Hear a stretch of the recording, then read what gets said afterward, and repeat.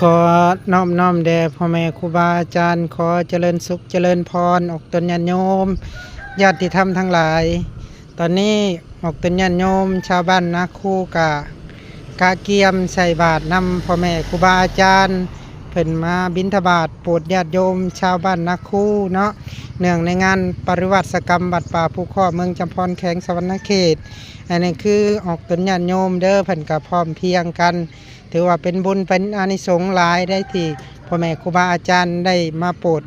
ญาติโยมปีละครั้งปีละเทื่อได้ออกตนญาติโยมเด้อจังชั้นแล้วก็ขอให้เป็นบุญเป็นกุศลบุญกุศลได้ที่ออกตนญาติโยมได้สั่งควบสมมาขอให้บุญเหล่านั้นจงสำเร็จขอให้ออกตนญาติโยมมีสุขภาพแข็งแรงโศกมารร่ำรวยอยู่เย็นเป็นสุขหายทุกข์หายโศกหายโรคหายภัยหายพยาธิโรคา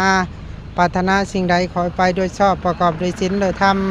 นอนรับให้ได้เงินหมื่นนอนตื่นให้ได้เงินแสนไปเมื่อมาให้ได้แก้วมรโศกทนให้อย่าได้มาเบียดมาพานมันให้อย่าได้มาเบียดเด้อขอให้เอ้ยน้องชาวบ้านนาคูเฮาจงอยู่ดีมีแห้งทุกคู่ทุกคนเด้อเอาสาธุ